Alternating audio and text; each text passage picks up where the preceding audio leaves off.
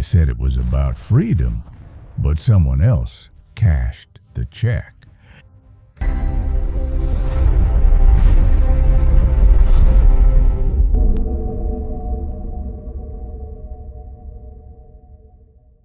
While soldiers marched under scorching desert heat, far from the noise of the front lines, another kind of operation was underway, one of contracts, logistics, and strategy. It wasn't fought with weapons, but with spreadsheets, supply chains, and billion-dollar signatures. This is the story of how a single corporation turned global conflict into opportunity. A story not of battlefields, but of boardrooms. To some, a symbol of American engineering genius. To others, a company whose influence reveals how economics and policy can intertwine behind the scenes. Halliburton began in 1919, not as a defense company, but as a small oil field service provider in Duncan, Oklahoma. Its founder, Early P. Halliburton, built an empire around energy exploration and drilling technology. Over the decades, Halliburton expanded across continents, from Texas to the Middle East, from the North Sea to Africa, wherever energy could be extracted. By the late 20th century, it wasn't just pumping oil. It was building entire infrastructures, pipelines, refineries, power grids, and support bases. Its largest subsidiary, Kellogg, Brown & Root, or KBR, handled the toughest engineering challenges, including logistics for U.S. military operations abroad. That combination of industrial strength and logistical precision would soon make Halliburton indispensable when the world shifted toward the new century. In the 1990s, Halliburton entered a new era. It began securing U.S. government contracts to provide logistics and base support for overseas missions. These early programs, known as LOGCAP I and II, laid the foundation for something much larger. Then came a pivotal moment, the appointment of Dick Cheney as CEO of Halliburton in 1995. Cheney had previously served as U.S. Secretary of Defense, giving him deep insight into government procurement and global strategy.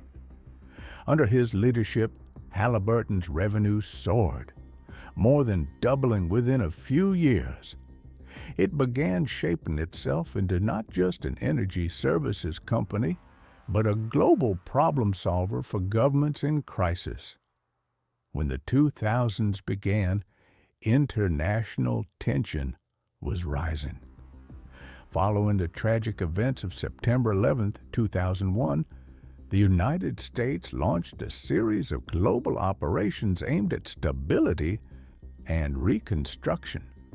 In early 2003, preparations for the invasion of Iraq accelerated. The Pentagon needed massive logistical support: fuel, housing, food, construction, water, sanitation, transportation. There was only one company with the proven ability to deliver all of it on short notice and at global scale: Halliburton's KBR. In March 2003, as military plans took shape, KBR received a no-bid contract under the LOGCAP-3 program. The value was extraordinary, potentially worth up to $7 billion, later expanding through task orders that reached tens of billions. Its job: manage every logistical need for deployed personnel, build bases, deliver meals, purify water, and even repair oil infrastructure. Within months, thousands of subcontractors, engineers, and drivers were mobilized under the Halliburton umbrella. The company became a parallel army of construction and supply, operating in more than 60 countries simultaneously.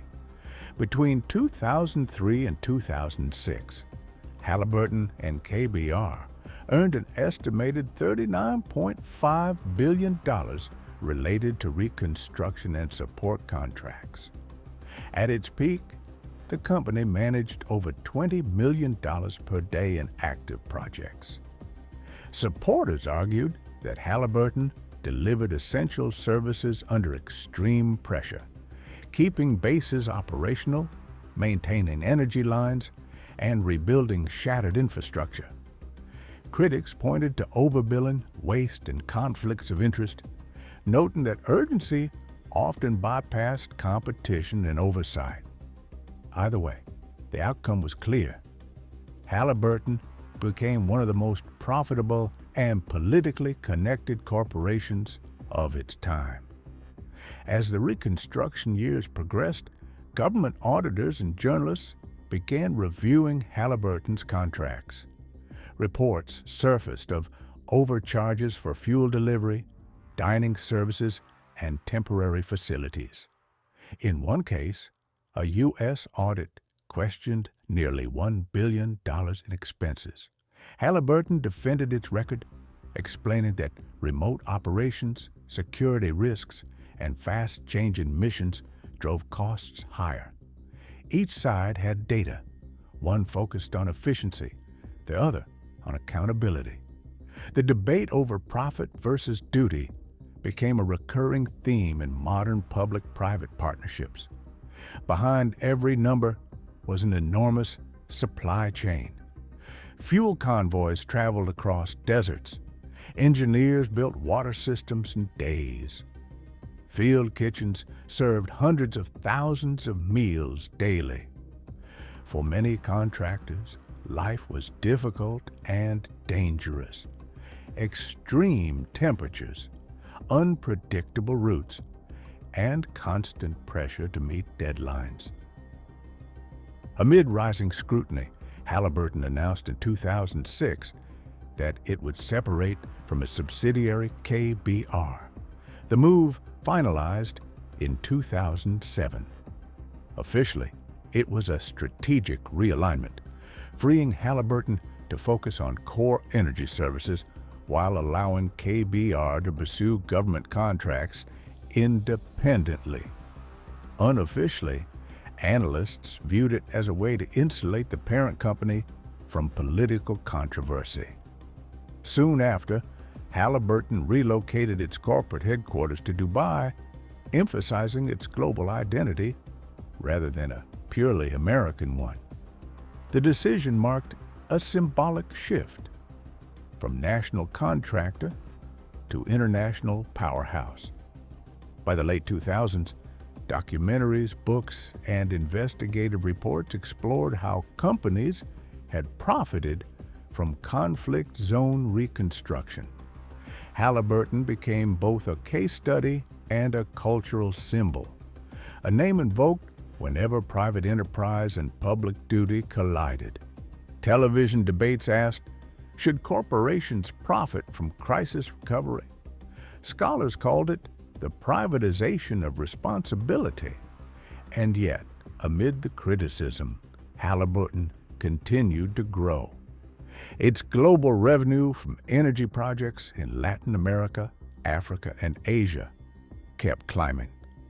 By 2010, it ranked among the world's largest oil field service providers, again, mostly outside the spotlight. Beyond numbers and contracts were people. Truck drivers navigating dangerous roads, engineers working 16-hour shifts under blinding heat, local workers rebuilding their own towns through foreign contracts.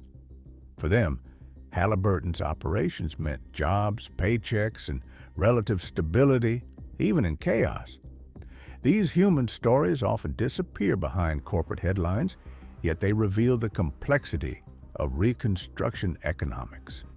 It's not simply profit versus loss, but risk versus survival.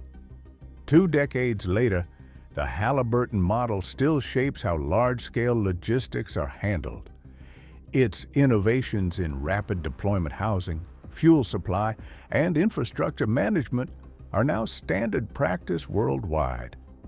Many newer companies, from energy contractors to humanitarian suppliers, built their frameworks using the Halliburton's playbook. The legacy isn't just financial, It's structural. It changed how nations outsource responsibility and how private entities manage what used to be purely government tasks. To understand Halliburton's success is to understand the system that enabled it, a system where crisis creates demand and demand creates profit. In that environment, efficiency becomes power, and power attracts controversy. Halliburton wasn't the first or last to operate this way, but its story illustrates how modern conflict economics can blur the line between national interest and corporate gain.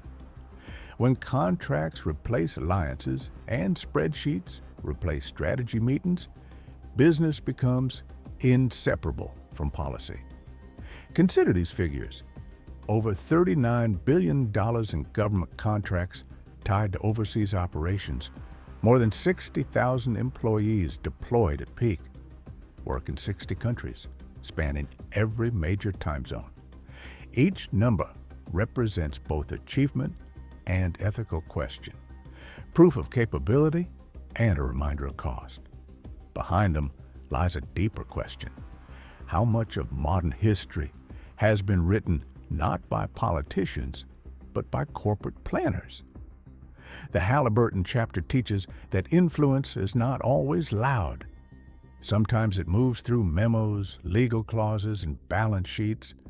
It teaches that wealth and strategy are intertwined, that for every global operation there are unseen beneficiaries, and it forces reflection.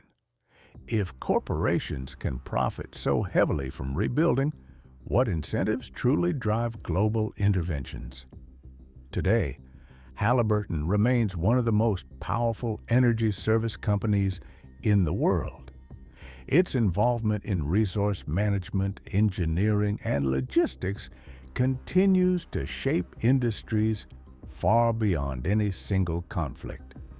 But for many observers, the Iraq chapter will always define it, a moment when business and geopolitics became inseparable, a reminder that every major event has two stories, the one we see on the ground and the one written in contracts.